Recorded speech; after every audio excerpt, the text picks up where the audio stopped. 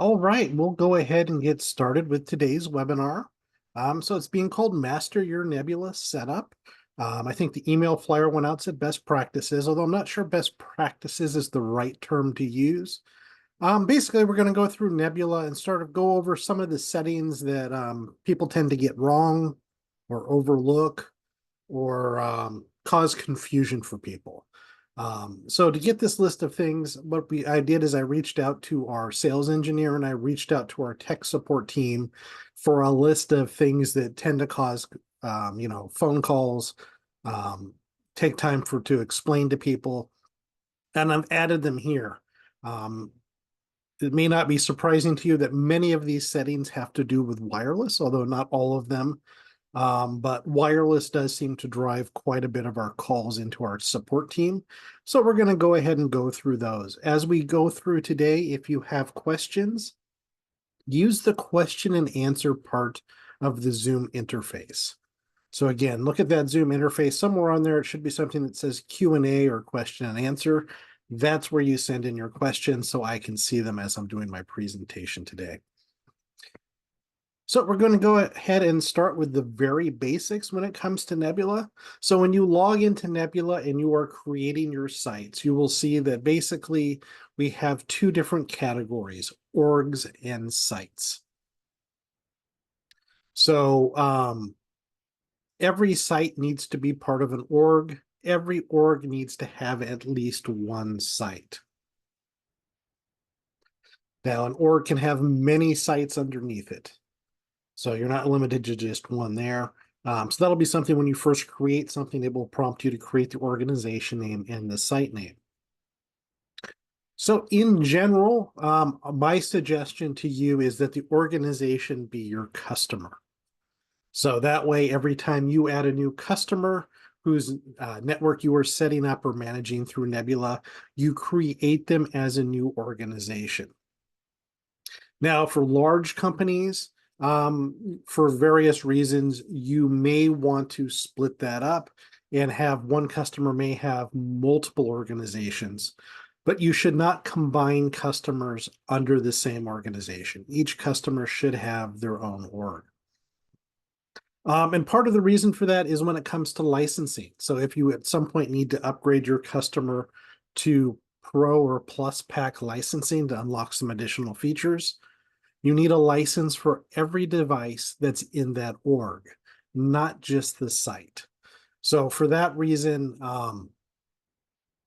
if you've got multiple customers under one org and you only need one of those customers to have Pro or Plus Pack, you will need to buy licenses for every device for all of your customers. So if they're all split off into their own org, it makes it a lot easier to handle the licensing. It also makes it easier just to handle notifications and things like that. In some cases, we have run into issues where you have a single customer, and they have multiple sites, but only one or two of those sites need Plus or Pro Pack licensing for the features they're using.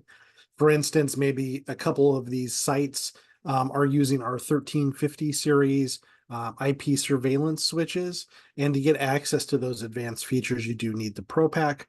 So what you might want to do then is split that customer into two different organizations, one that's going to be for sites that use the free version of Nebula and one for sites that use the paid version of Nebula. We also have had customers that will split a single site into multiple orgs for the licensing issues. Maybe they only need the licenses for the switches. They don't need the Pro Pack features for the gateway or for their APs. So they will put their switches into one organization and their APs and gateway into a different organization to minimize the number of licenses they have to purchase. Obviously, that does affect some coordination features that require all the devices to be in the same org.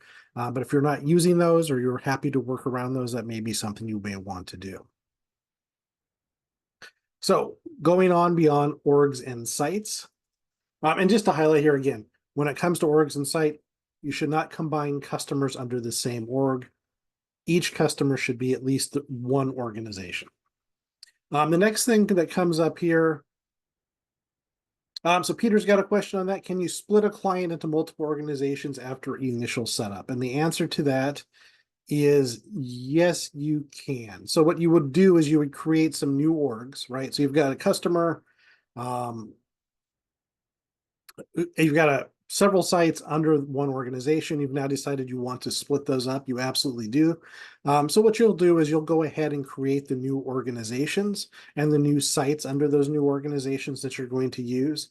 And then using the Nebula interface, you can transfer the hardware and the licenses from the current organization that they're in to a new organization and new site, thereby splitting them up. So it'll take a few steps, but you absolutely can do it in Nebula. So next one here comes with admins and owners. And this is an area that causes a lot of confusion, especially for those of you that have a large number of admins out there, and maybe you as the owner of the company are only stepping in and getting involved periodically. So what you will see here is we have different permissions set up based on organization level and based on the site level. So you have the ability to specify access at an organization level or at the site level. So one of the key things here is if you have owner or full access at the org level, you have access to everything that that org has, all of the sites it has. So if you have installers or admins or whatever it is that only need access to certain sites on an org, you would set them up as either read only or none for org level access. And then that opens up the ability to give site level access. And we'll go through all of these here over the next few slides. So owner is a key thing here. The owner is whoever first creates the organization in the Nebula interface. So generally at most companies, this should be one single person, usually the actual owner of the company, or the head of your IT organization or whatever it happens to be. He should be the one creating new organizations in the Nebula interface. You can only have one owner account per organization, and the owner has the ability to transfer organization ownership, and only that person does. In addition, only the owner has the ability to add and transfer licenses within the organization, and then put a little asterisk on that. The next type of org level access we have is full. So again, you have access to all sites under that organization and pretty much all of the settings. Any changes or any settings are in there you have access to. And you also do have the ability to delegate owner's authority. So that will basically give somebody with full access the ability to install and transfer licenses. So generally, your main IT guys, your main admins, you're going to want to delegate that owner's authority. So even though you've delegated owner's authority, they do not have the ability to delete organizations. Only the real owner has the ability to delete organizations out of Nebula. Someone who has had ownership authority delegated to them cannot then delegate ownership authority to other users. Only the owner can decide who has access or who has been delegated owner authority. And when it comes to transferring ownership between organizations, only the owner can do that, even if you have delegated owner's authority as a full organization admin. So in general, one org owner, it's his job basically to his job can delete organizations that can transfer ownership, and only the real owner can do those things. So if you set somebody up under organization as read only, they have access to all sites in that organization, but they have no ability to modify those settings. So they can look, they can see what's going on, but they can't change anything. So it may be something you may want to do for some of your lower level support personnel, so they can log into the customer's org and the customer's site and see how things are configured, check the logs, see what's going on. Now you can then add ability to modify certain specific sites by adding them, and I will show you that interface here in a couple slides. And then the other line here is none. So basically you set them up as an admin. When it comes to the organization, you say none as far as their access level. So they won't be able to see anything except for sites that you have specifically added them to. So when it comes to site access, Basically, you go into the site, you tell it full access, and they have the ability to change and edit any settings on those pages. If you put it as read only, they have only the ability to see the existing settings in the logs. They do not have the ability to change anything. Monitor only only gives you access to the monitor pages in the Nebula interface, right? We have that ability to go in and you can look at, logs, you can look at, customer traffic over time, airtime utilization, things like that. They will have access to that. They will not have access to any of the configuration pages, so they cannot see how things are actually configured. So again, that might be something you want for a lower tier in your support organization. So they can see some basic performance settings, but they do not have access to any of the more advanced settings in that organization. Troy is asking, as an organization owner, can you move a device from one organization to another? Yes, you can.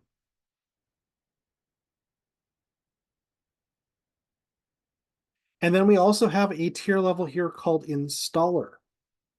So an installer basically has the ability to add devices to an existing organization or remove devices. So this would be something to someone you're sending out in the field who's plugging things in. So that way they can scan those QR codes, add the devices to the site, and basically do nothing else.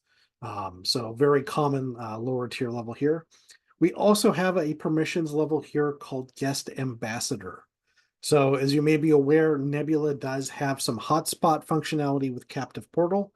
And one of the options we have is the ability to use voucher codes or to make people log in using a username and password.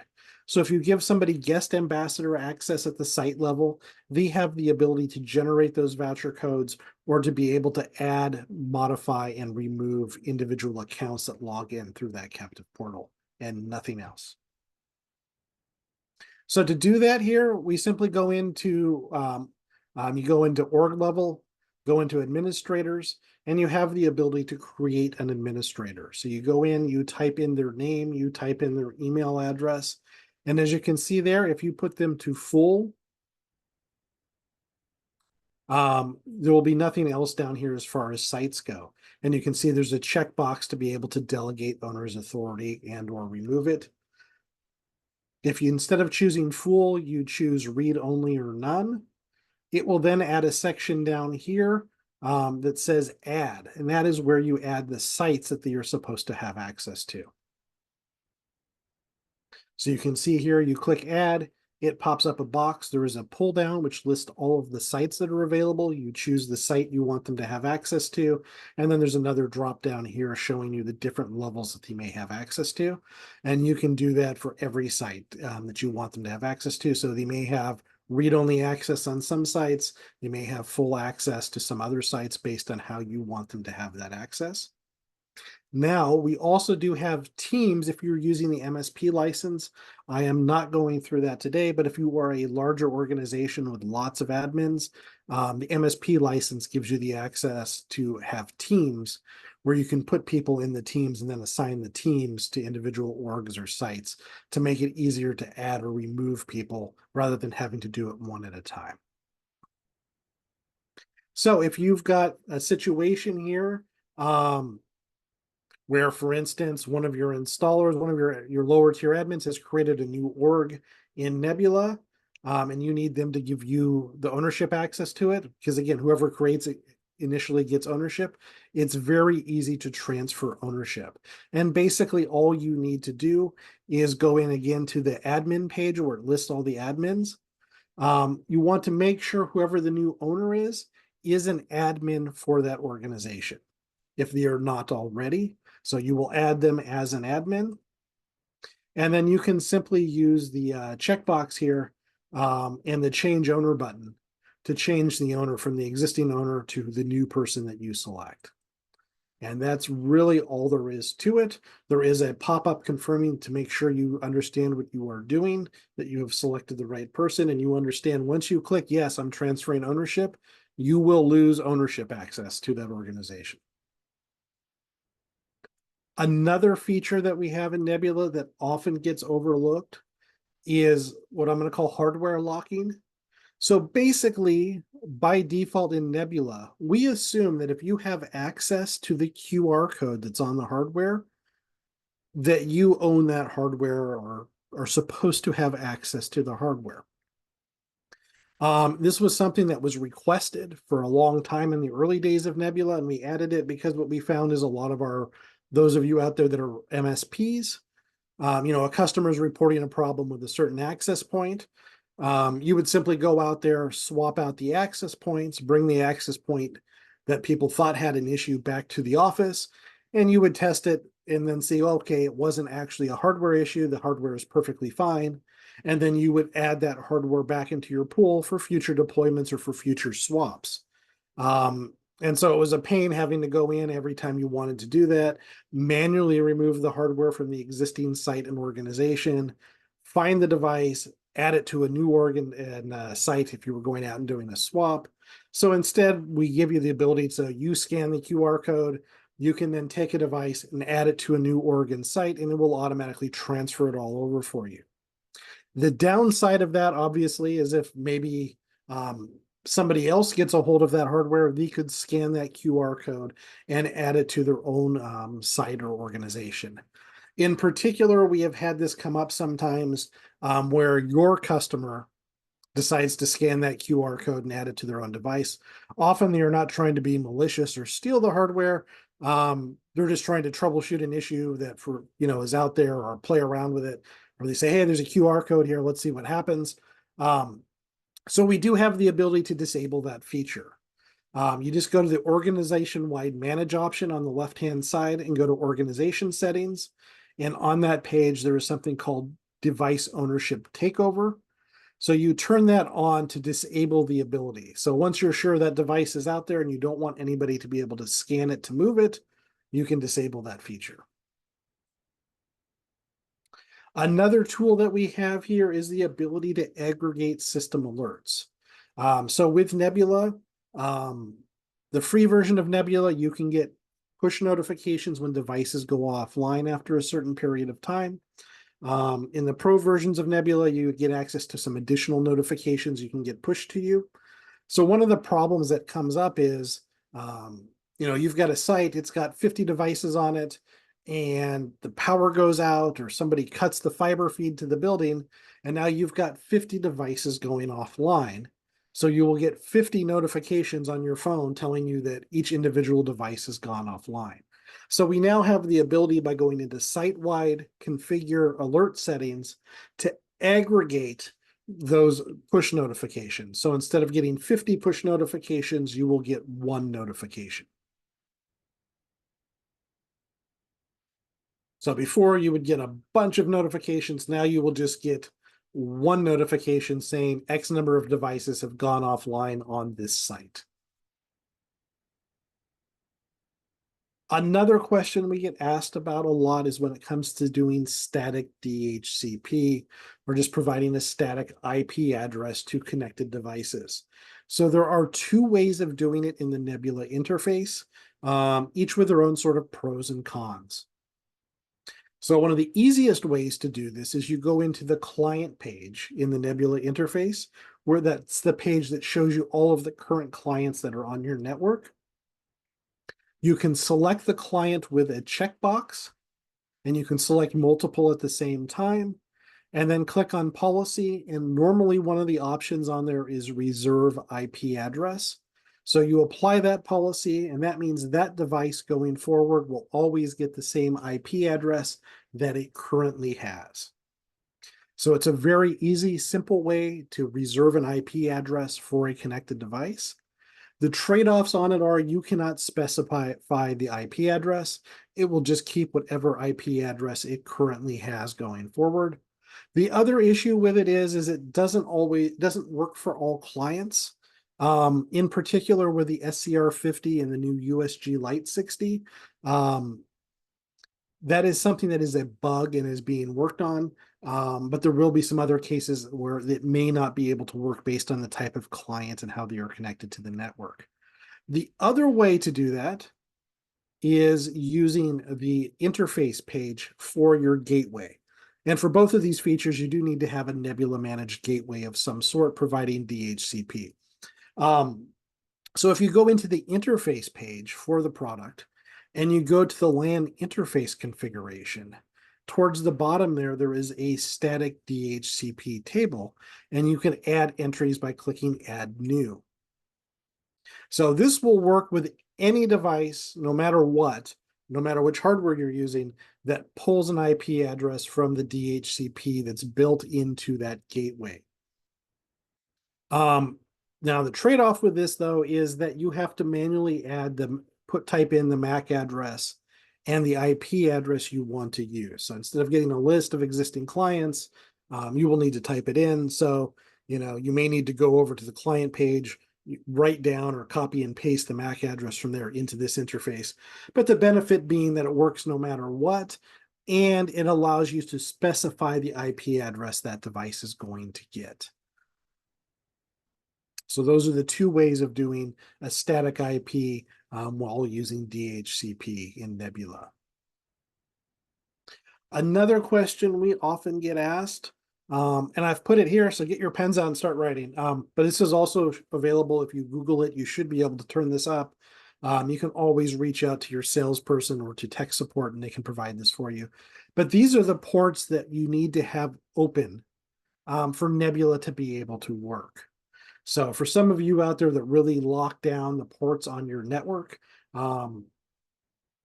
these are what you will need to open up, at least outbound wise, from the LAN in order for things to be able to work. So you can see there for netconf, which is the industry standard protocol we use for communication between devices in the cloud, you need TCP 6667 and 4335 opened. For HTTPS, you need TCP 443, basically just standard HTTPS access, in order for you to be able to access the Nebula web portal, as well as some of the features like remote SSH and things like that. We need NTP service activated, so UDP 123, because for security reasons, we do need to be able to reach out and confirm the exact time with an independent NTP server. And then if you're doing VPN service, you'll need UDP 4500 and UDP 500 opened up. So now we're going to start talking access points, since this is where most of the issues and complaints and calls come from. So when you go into the access point radio settings, you have the ability to set the maximum output power. So key thing here is a maximum output power, and it's got a drop down that you can choose the maximum power. So if you, for some reason, want to lower the power, for instance, you've got a very dense AP environment, and your APs are generally significantly stronger signal than your client devices, you may want to drop the output power to better match the client devices to help prevent APs interfering with other APs, for instance. This is where you would go. Now, one of the common questions we get is, well, I've got this set to 30, but when I look at my AP settings where it's showing me the real-time status, output power is only 26. Why is that? And the reason for that is could be twofold. One is not all APs are going to support 30 dBm. So again, this is the max setting. So if you set it to 30 and your access point can only output 26, 26 is going to be the maximum you see on the status page. It can't go beyond what the hardware is capable of. And what that hardware is capable of, you can always find it on our website or the data sheet. The other common cause of some confusion here is when it comes to 5 gigahertz and 6 gigahertz. So depending on what channel the device is using may affect, by FCC rules, the maximum power output we can have. And in particular in 5 gigahertz. 5 gigahertz, as I think in the US, 4 different groupings of channels that have different max output settings. 6 gigahertz, I think it's 2. I'm not 100% on that.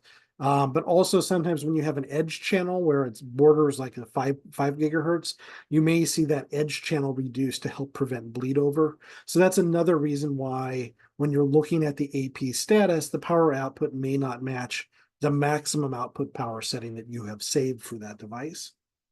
And then also when it comes to our 6E products, I know earlier in the year there was a chipset driver issue. which was causing it to report lower output power than was actually being used. I do not know if that has been fixed yet. We were having to wait on the chipset vendor to fix it since it was their code that was causing the issue, and I haven't followed up on that to see if it ever got resolved or not. So if you're using 6 gigahertz on a 6E access point, that may be causing it to show lower output power than what you've set. It does not affect our current Wi-Fi 7 products that also use 6 gigahertz. It's just the 6E ones. So I was specifically asked to bring this up, and this comes with using multiple SSIDs. So your access point has the ability to broadcast up to 8 different SSIDs per radio. And traditionally, the way you do that is to control access to different network resources. So basically, on your wired network, you may have different VLANs set up for different people. So for instance, the sales guys may have access to different network resources than the warehouse guys versus the operations team versus the accounting people. And you generally use VLANs on your wired LAN network to help control access to those resources. So it's sort of the same thing when it comes to Wi-Fi. And basically, you can put in different SSIDs.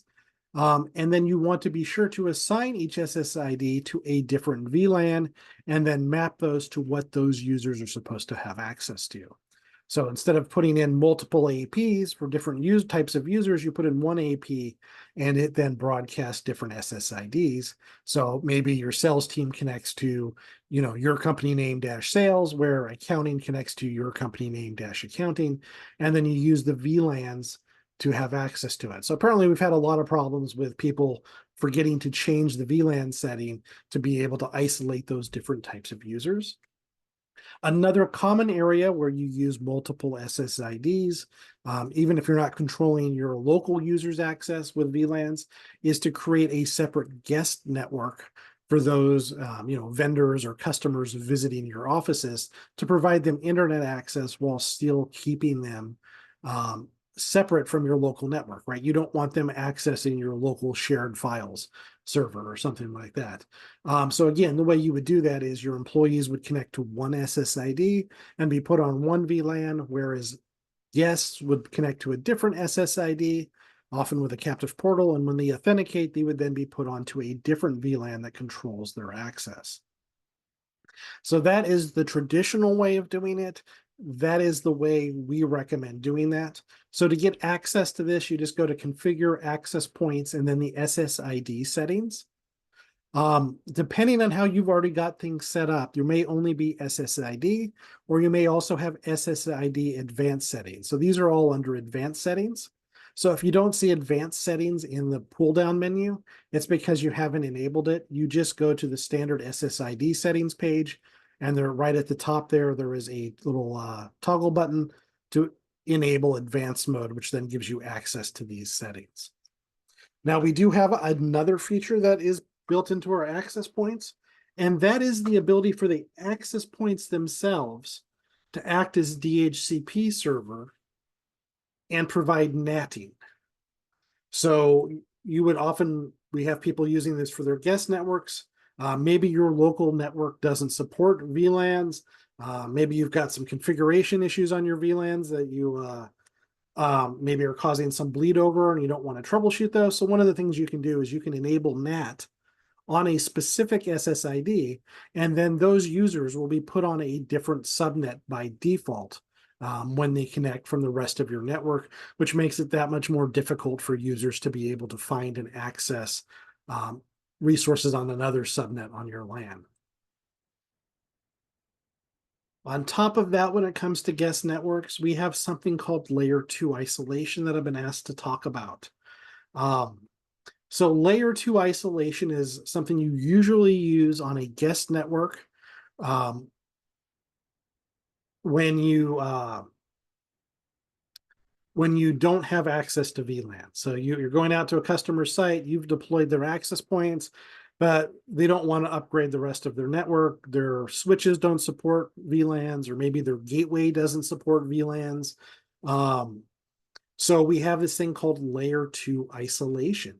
And what layer 2 isolation does is it takes your wireless users, and this is done on a per SSID basis, and basically blocks them from being able to send traffic except to devices you have manually added for them to have access to. So by default, you're going to want to add the MAC address of your gateway so that you have access to the gateway out to the internet. And then that way, those client devices will only be able to send traffic to that client device. You know, if they try to send traffic to any other IP on the local area network, the access point will block it. Now, when you enable layer 2 isolation, it also automatically enables intra BSS blocking. So intra BSS blocking prevents other wireless users from being able to send traffic to each other. So that's important, more not so much maybe on a corporate guest access for visitors, but if you're trying to do a hotel or a public hotspot, you don't want your wireless users being able to hack other wireless users. So this prevents that traffic from going basically anywhere but to any devices you have whitelisted. In the case of a corporate network, you may want to whitelist, for instance, a network printer that you want your guests to have access to so they can print off data sheets or quotes locally. You may have a shared server specifically for guests that you want to give them access to, etc. In addition to that, if you're just going into the SSID settings, without digging into the advanced ones, you will see for each SSID, there is a toggle for guest network. So if you are setting up a guest network, and I think, Wayne, this will probably cover you here, you simply go to the SSID you're setting up for your guests. You toggle programmable SSID. Excuse me, you toggle guest network. My bad. Getting a little distracted there. You will toggle guest network, and it will automatically enable layer 2 isolation for that SSID. It will automatically enable intra BSS blocking. And in some cases, it will automatically add the MAC address of your gateway to that list.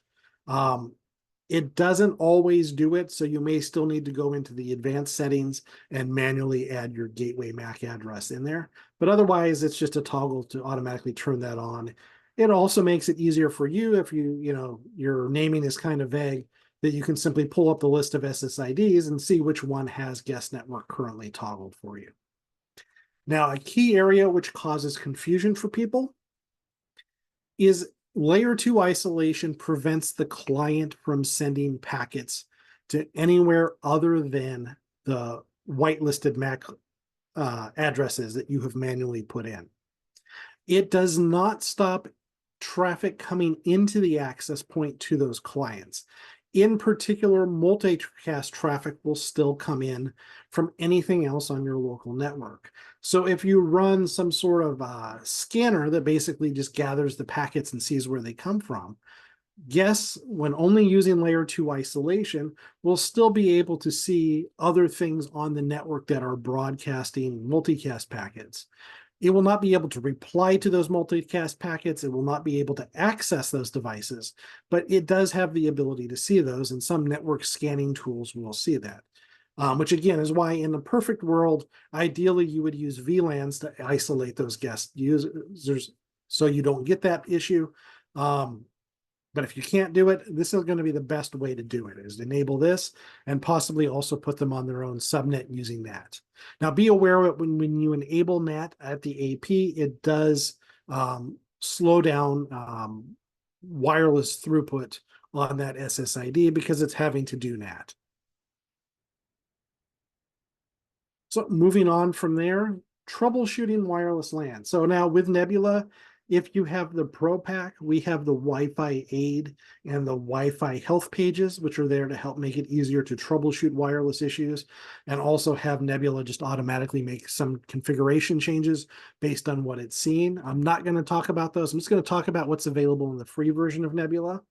So there is a tool that often gets overlooked, and both our sales engineer and our tech support team use this page a lot when looking at issues, and that is going into channel utilization. So if you go to the devices in the menu, choose access points, and then choose the choose the access point, and then scroll down towards the bottom, there is a chart which shows access point usage and connectivity.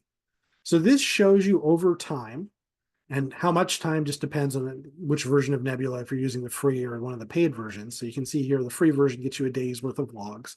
You can look at that and see at different times of day how much bandwidth was being utilized. Was there a lot of downloading going on? Was there a lot of uploading going on?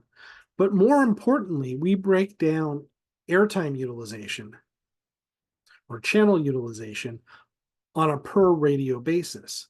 So if you see channel utilization is getting close to 100%, that's telling you that that access point is overloaded.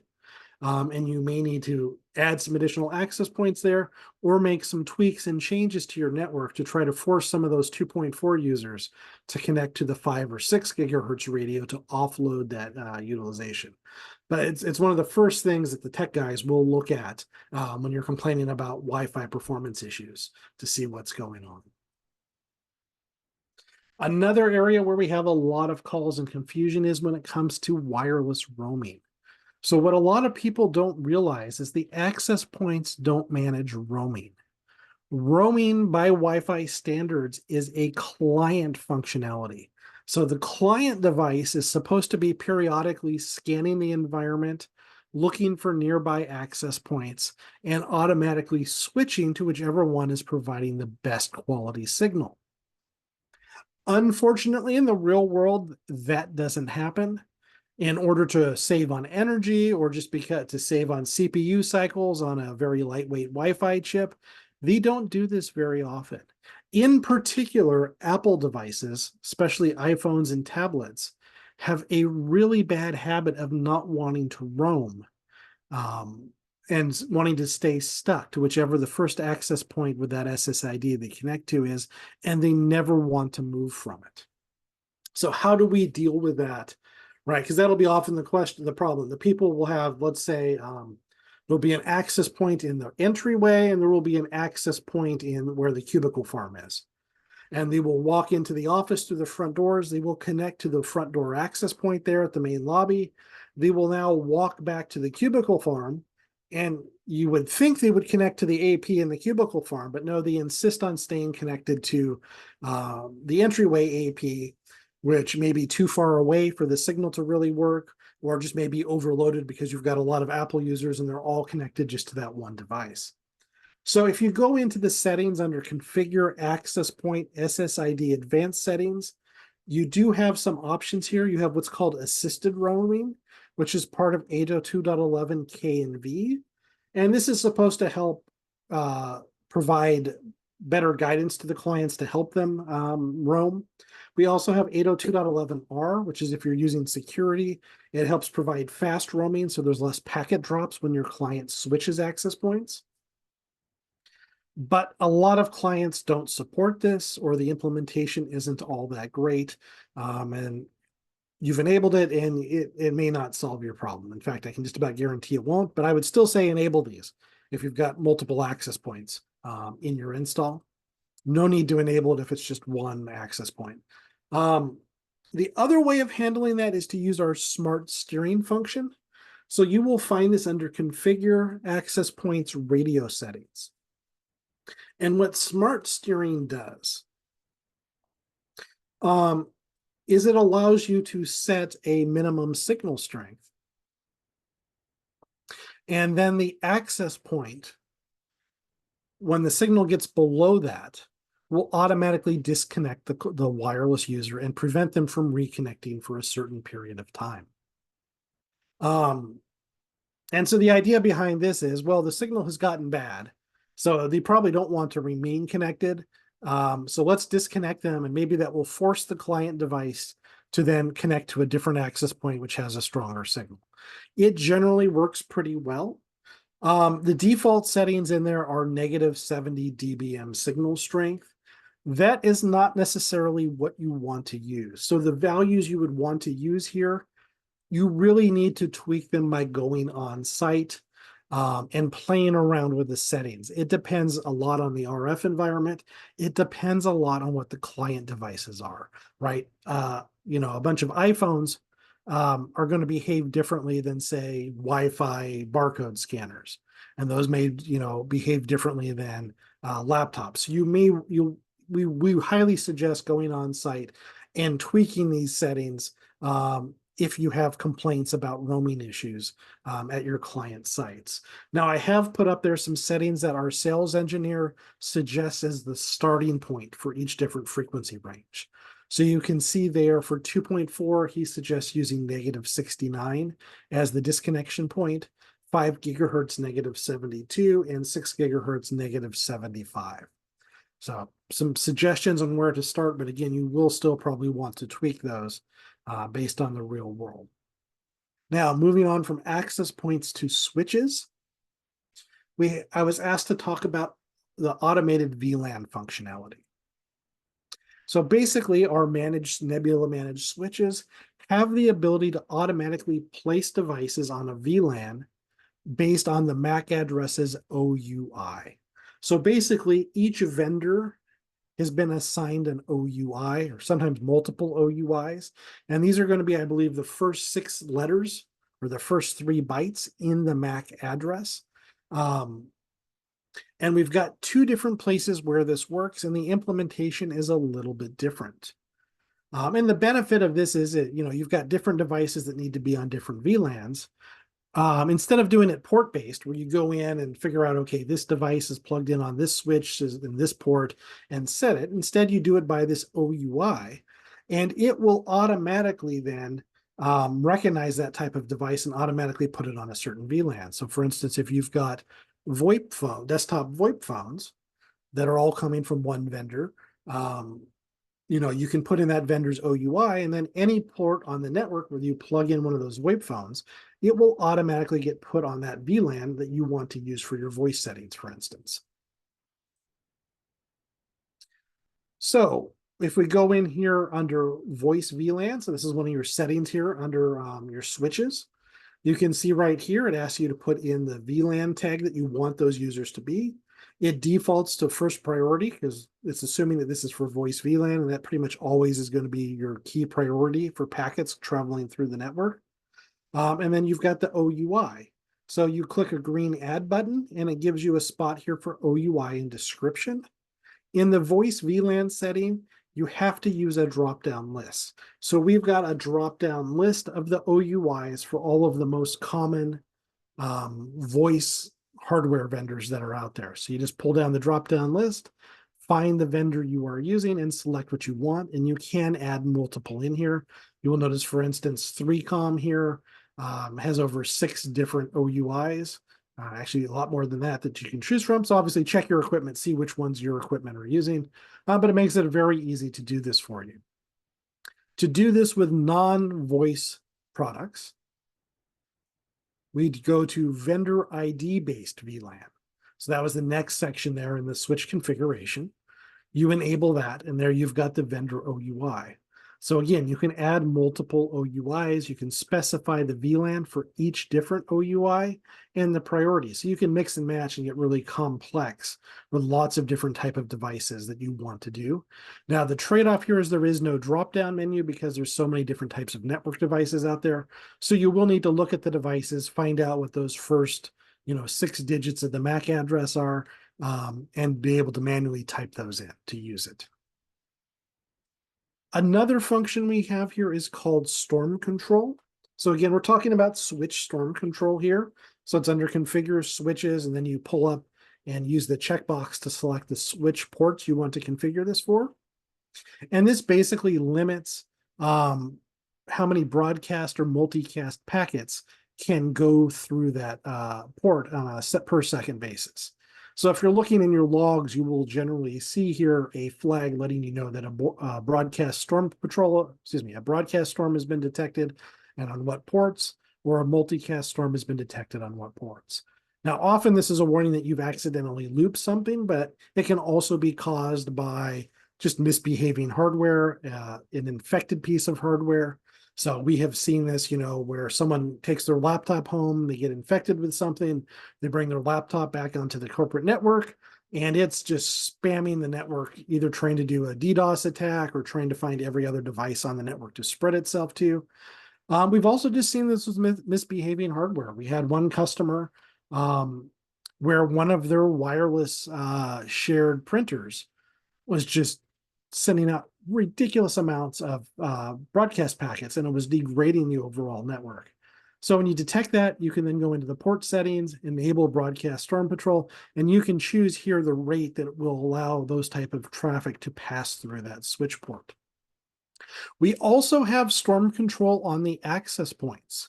So on a larger network where you have not used VLANs to segregate out the network, where you've just got a lot of stuff all in one big giant network, oftentimes you run into situations where there's just too much multicast. And that doesn't need to go onto your wireless network, but by default does. So if you go into the access point settings, you can also enable Storm Patrol on your access points to help restrict the amount of multicast packets coming onto the wireless network and eating up your available airtime that isn't really required. And then we're coming here to the end, guys. So one of the excellents here is Zyxel has an AI chat. So when you're on the dashboard or pretty much any page, in the bottom right corner here, there is a little chat box. If you are a pro user and it's the right time of day, you can sometimes talk to a live person through this, but 24 hours, even with the free version of Nebula, you have access to our AI chatbot. And it is actually a good tool, which is why I'm talking about it. It is actually a really handy feature. So basically, you pull it up, gives you the little welcome message here, letting you know that, it's still beta and we understand it's not perfect. But you can type things in and it will give you a AI summary. And more importantly, it gives you hot links to support articles or manual areas that cover the topic there. So that is one of the challenges we have, is for a lot of these features, we have one or more support notes that are available through our forum or through our support page, but it's really hard to find them. And the AI chatbot makes it really easy to find those links.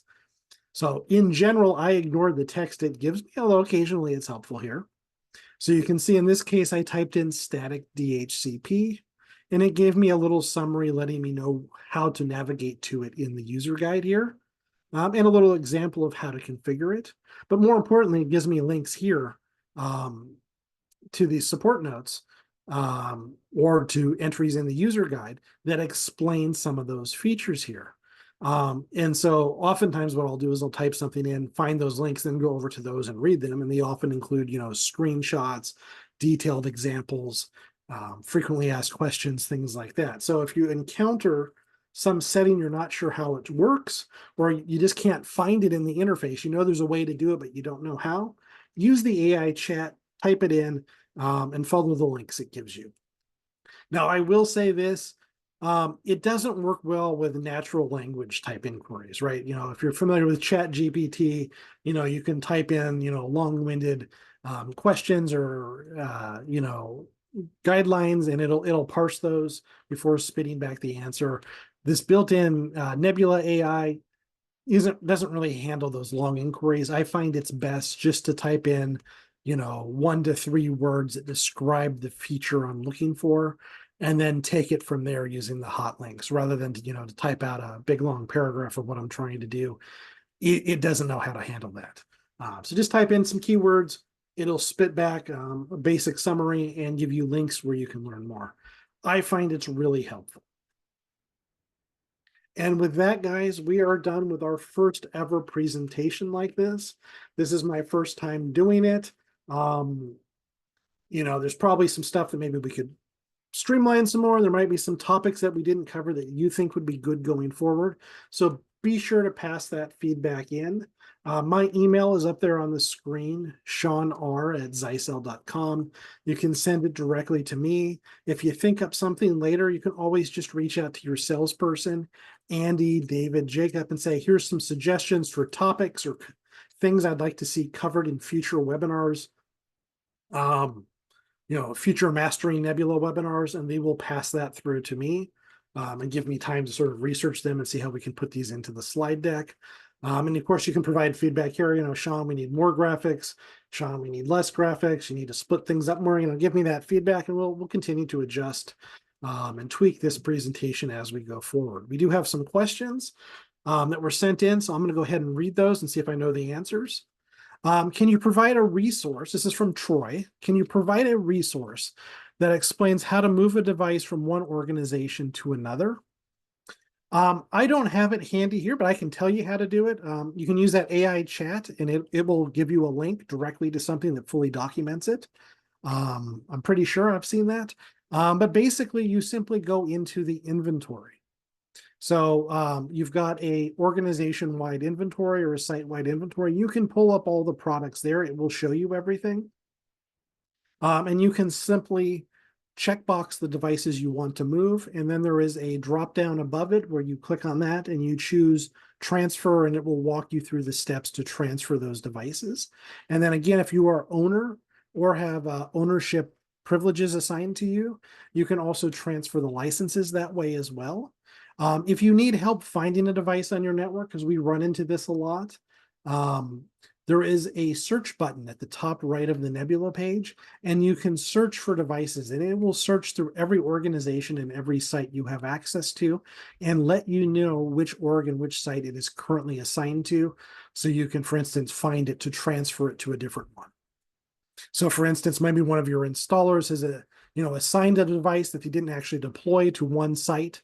It's a really quick way to find where they've assigned that device to, so you can then move it to the new site or the new org you want to transfer it to.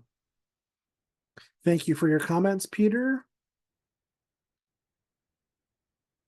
So Wayne is asking where he can find a link to show this to his staff. So this was recorded.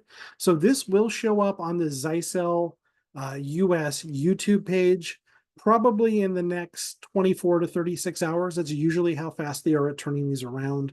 They download it, they do some minor editing, I think, and then they upload it. So just go to YouTube. And for North America, our channel is called Zyxel America channel. So if you type that in, it should pop up our channel and you could subscribe to it. So almost all of our webinars get recorded and uploaded to that page. We also have, video case studies, commercials, some best practices videos, product introduction videos. They all get hosted there. A lot of it just gets wiped out because we're doing 2 or more webinars a week. So it gets crowded with all the webinar recordings, but you can find that stuff there if you sift through it or search through it. So that's where you would go.